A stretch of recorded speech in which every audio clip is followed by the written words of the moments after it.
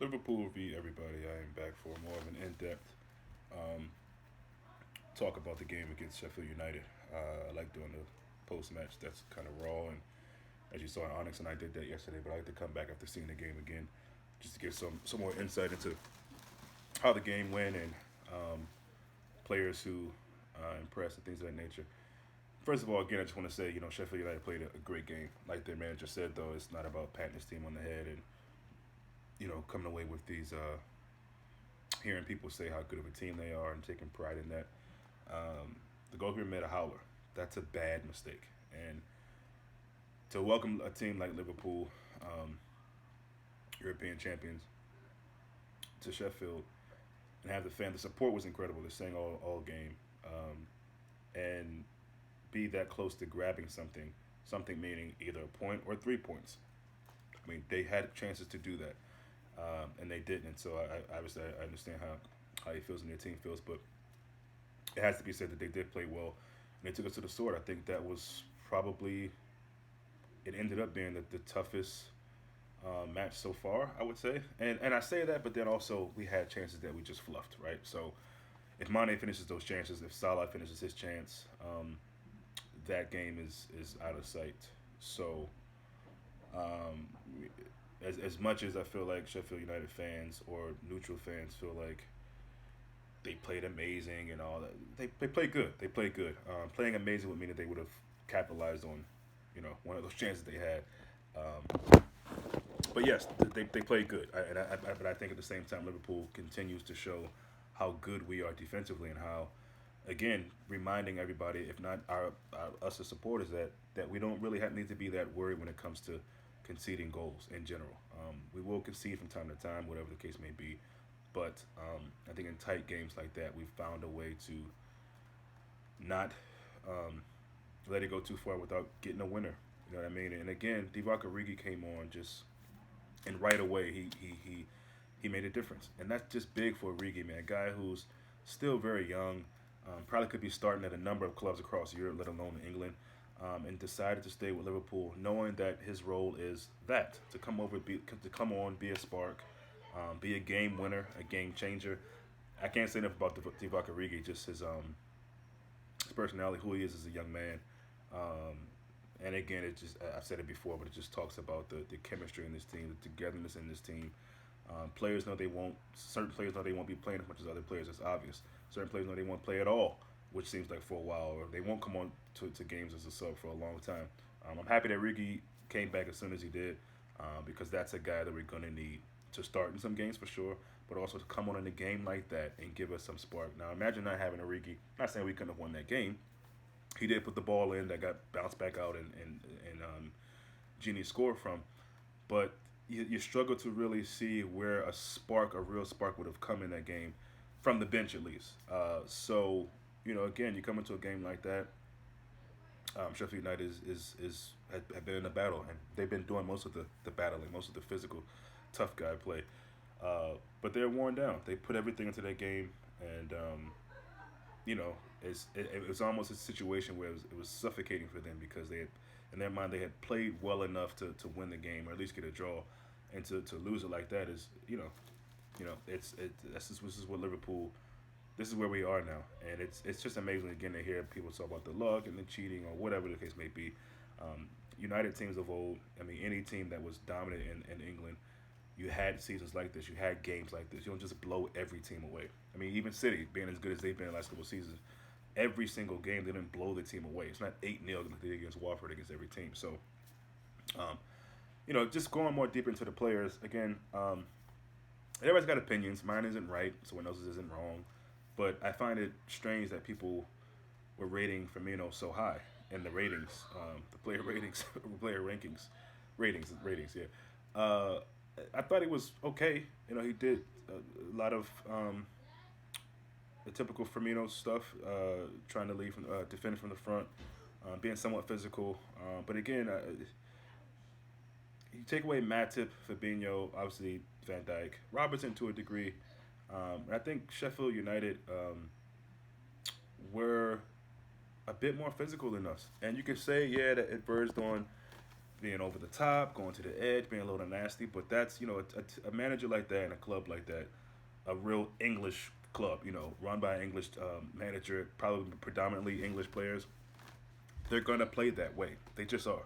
And so they remind me a lot of maybe what Burnley were when they first came out. To me, Burnley is playing pretty much. They still playing that 4-4-2, but they're not being as negative as they used to be when they first came up. They found out how to stay in the league and can play a little bit more advanced, and they're getting good results again. Somehow Burnley and Sean Dyche, I don't really love the dude, but he's still doing a great job with Burnley, so can't really knock him for that. But that's basically what Burnley was when they first came to the league. They're going to play defensive. They're going to be very physical.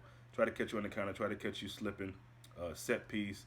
But yeah, they want to make you feel them, and that's the kind of manager that you could tell he is. And that was probably one of the things he put on the board when you play Liverpool. Try to knock them out. Try to hit him where it hurts. If you can get something in, and you can get away with it, do it. And they were definitely doing that. I'm talking about like kicks after the ball. Just a lot of little cheeky things. But again, I don't knock that. It's football. It's if the ref allows things to go, then hey, you got to be tough. You can't whine about it. So, but yeah, I think Sheffield United were very, very physical. But yeah, again, I don't really see what Firmino was that great at doing. But that's just me. I think the front three again just weren't great yesterday. They just weren't. And again, it's nice to see that we can win games when they're not great. It's nice to see we can win a game, for example, with two set pieces. Was it Chelsea? Yeah, I know Firmino scored in that game, but it still wasn't a game where you thought the front three was out of this world like they are for the most part, either collectively or at least one or two of the guys are doing really well. And I think in that game, Firmino had a pretty good game when he got the goal, the header off the set piece. But yeah, for me, and also with Van Dijk, I thought he was good, but I don't think he was any better than Matip. I think again, Matip. When you look at the best center backs in the Premier League, you think Van Dijk, Laporte, and let's be real. After that, is there anyone better than Matip? Is there any one central defender that's better than Matip? Let me know in the comment section. But I don't see anybody who's doing what Matip is doing for this team as consistently as he's doing it. And also, I don't see another center back doing what he's doing as far as bringing. David Luiz. Okay, we know how much of a clown he can be. But as far as bringing the ball out, starting an attack, there were so many things. I think Ian Wright was talking about this on whatever sports network that was.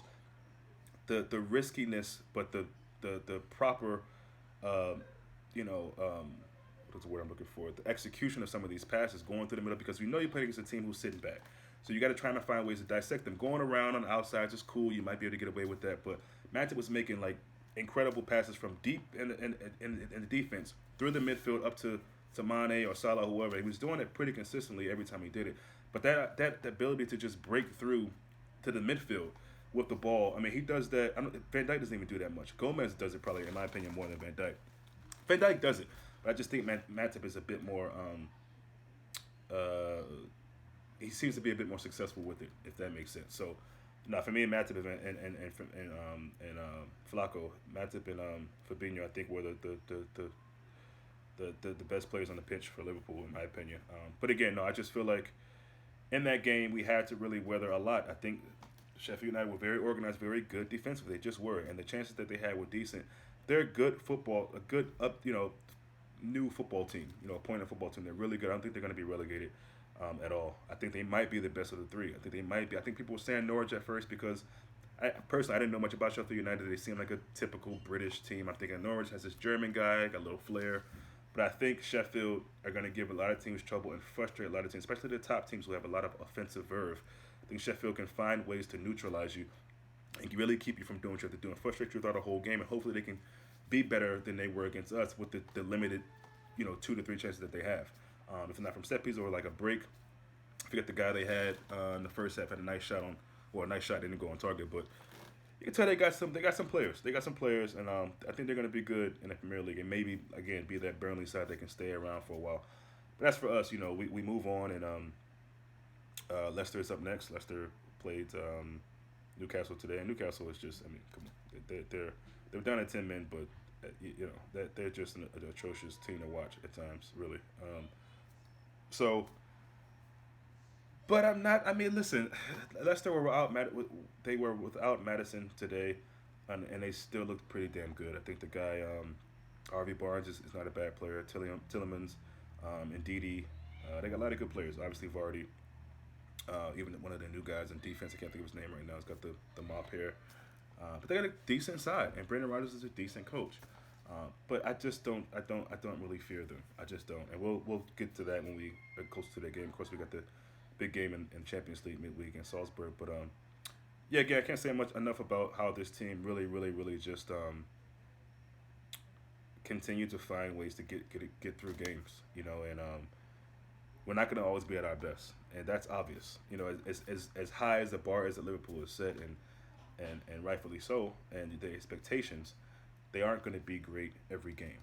Um, is it disappointing that we're missing chances like that because knowing that could come back to haunt you?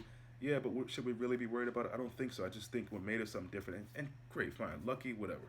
But the goal came because Liverpool were the team who I think were playing more of the football, had more of the possession. We're trying to make chances. We're trying to get the goal in that game. It felt like for a while Sheffield United were just good with keeping us from scoring, and that's really what their goal was. If they were able to get a goal, obviously they would take it. But for a while, especially in the second half, it felt like Sheffield United thought, listen, let's just try to keep them out of the net. And if we don't get a goal, this is still a good result for us against Liverpool, who haven't dropped points yet this season. We could be the first team to put that dent on them, and maybe that'll affect them or whatever. So, everything I said about Genie, look, I take all the knocks. I mean, let's be real. Genie is a serial soft shot taker from outside the box. But look, he scored the goal, hit it really hard. The keeper made a meal of it, and we move on. So again, I just can't say enough about this team. Just proud of them, the mentality, the personality in this team, the never say die, the game saving last ditch tackles, Robertson. And again, certain guys might not have a great game, but it's about stepping up in big time moments. That's what big time players do in all sports. In big time games, big time players step up. And Genie has proven that, obviously against Barcelona, that'll always be his claim to fame. This is a big game. This is a big result. We needed to get this result for obvious reasons, and he came up with the shot. Call it luck, whatever. It's not his fault. The goalkeeper couldn't handle the ball. So the goal doesn't go to the own goal from the keeper. It goes to Genie, as far as I'm concerned. So yeah, just look forward to Salzburg in the middle of the week. Don't know a lot about this team. I'm going to try to look into it. Maybe try to catch some clips from a game or whatever. I know they blew away Genk, which I don't know if that says much about how bad Genk is or how much Salzburg is actually a good team. So we'll see when Wednesday comes. I think it's Wednesday or Tuesday, whatever it is. But yeah, I just wanted to come back and just talk a little bit more about the Sheffield United game, and Liverpool, and just what I thought, about the clash and how the game went. And again, I just can't say enough about Matip. I mean, he's just. I mean, that duo. Just seeing them together, how in sync they are, and obviously Adrian again. I mean, is there a better number two right now currently? I just don't know, and that's big for him to be stepping up right now. It gives you a bit more confidence to feel like, okay, hey, we can take our time. We get Allison back. Now I want Allison back as soon as possible, just because I feel like for the togetherness, and I even hate to say that because I think we're together now, but I just think familiarity, and probably slightly bit more comfortable just knowing Allison, playing with him longer. Obviously, I think there's a bit more comfort there. So the sooner he gets back, the better. But I think in the meantime, I think it's we all should probably collectively be fine with Adrian because he's been playing that well. So I'm gonna cut it off here because I never get to pin on this phone for lasting too long on the videos without the video cutting. So again, shout out to everybody who support the channel. You know who you are. Thank you for continuing to tune in. Thank you for leaving comments. But yeah, we march on to we're at home against Salzburg, and then after that, obviously Leicester. But yeah, just staying in winning ways. Big game against in the Champions League this week. Big game. Got to get points in this game, obviously. But yeah, see you guys between now and Wednesday.